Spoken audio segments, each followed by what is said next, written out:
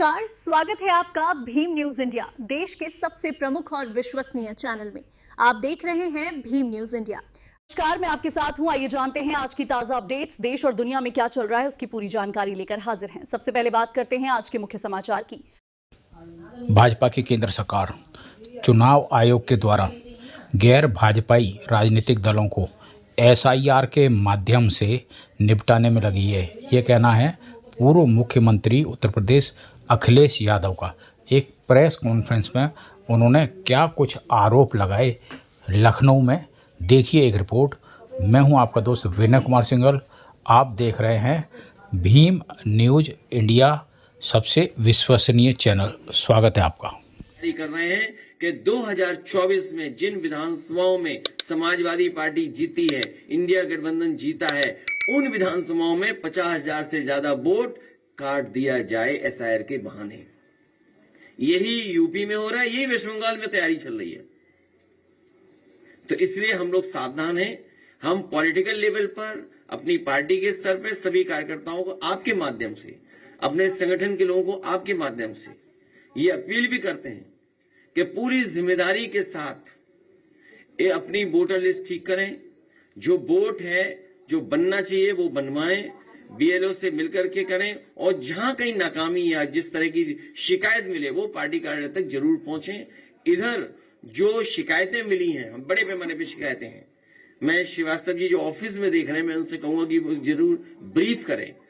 उससे पहले कोई एक अधिकारी है SDM, उनकी रिकॉर्डिंग भी हमारे पास, वही है रिकॉर्डिंग SDM साहब वाली, एक SDM साहब की रिकॉर्डिंग है। देखिए क्या कह रहे हैं, मतलब किस लेवल पे तैयारी है कन्नौज में। कन्नौज तो वो रहा है ना, हमारी राजधानी, देश की राजधानी रही है कन्नौज। सम्राट हर्षवर्धन महादानी, जिन्होंने कुंभ को आयोजन का शुरू किया था, तो जो सम्राट हर्षवर्धन की प्रतिमा हटा सकते हैं कुंभ स्थल से, वो बोट क्यों नहीं हटाएंगे? वो बोट हटाने में लगे हुए हैं, और कन्नौज भी टारगेट में आ गया है।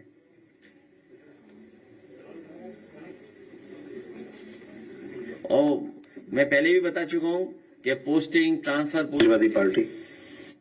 हाँ चलाइए इस मैडम, एक ये शिकायत आ रही है कुछ बूथों पे, जो SIR फॉर्म है जिनका 2003 में नाम है, उनको भी C कैटेगरी में फीड कर रहे हैं, अपलोड कर रहे हैं BLO।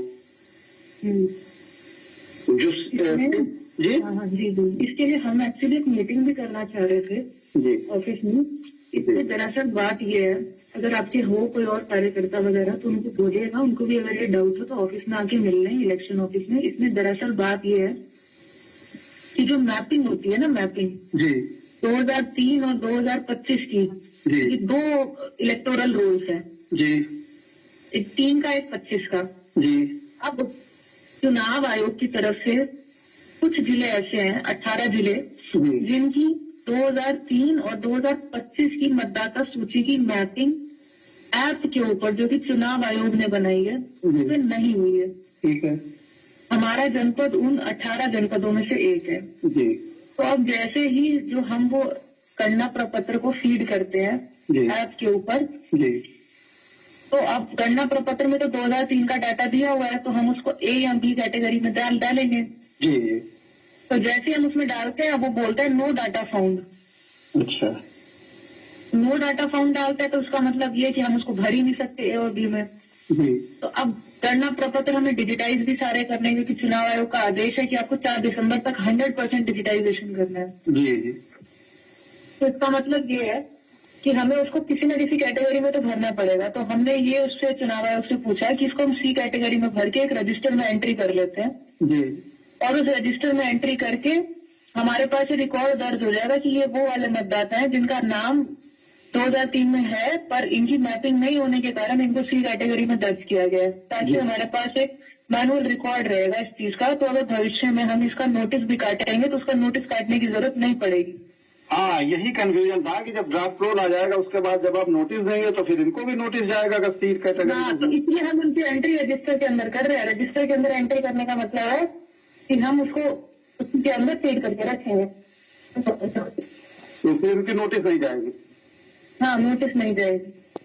अच्छा, उनकी नोटिस नहीं जाएगी, क्योंकि हमने उसको रजिस्टर में एंट्री कर ली ना उनकी। तो ये एक ऐसा कुछ आप आल पार्टी मीटिंग बुला के जिले पे या कुछ ऐसा एक बार बता दें तो थोड़ा कंफ्यूजन दूर हो जाए।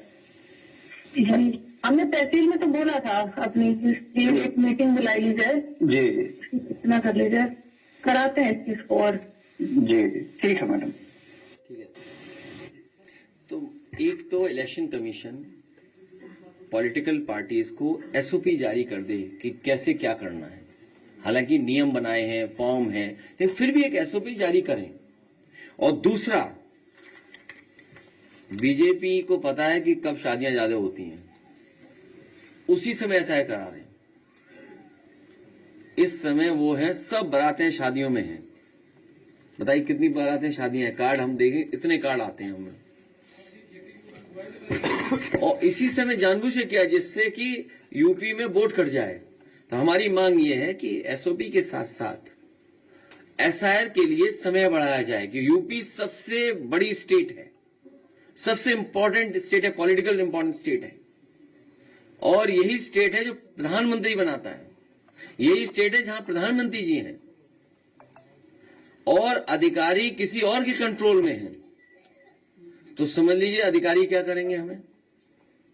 इसलिए हमारी मांग है कि एसआईआर का समय उत्तर प्रदेश में और बढ़ाया जाए। अभी चुनाव को समय है, बहुत दूर है चुनाव अभी, हालांकि दिन ज्यादा नहीं है। चैट जीपीटी पे पूछे तो दिन कितने हैं, कोई पूछ के बताया हमें, कोई पूछ के बता दो। 415 दिन। आप देख रहे थे भीम न्यूज़ इंडिया। यदि आपको हमारे द्वारा दिखाई गई खबरें पसंद है तो प्लीज़ हमारे चैनल को यूट्यूब पर सब्सक्राइब कीजिए, लाइक कीजिए, शेयर कीजिए, कमेंट्स कीजिए। आने वाले नोटिफिकेशन के लिए बेल आइकन का बटन दबाना ना भूलें। भीम न्यूज़ इंडिया के फेसबुक पेज, ट्विटर यानी एक्स और टेलीग्राम पर भी फॉलो कर सकते हैं। बने रहिए हमारे साथ, देखते रहिए आपका अपना लोकप्रिय चैनल भीम न्यूज़ इंडिया। आपका बहुत बहुत धन्यवाद।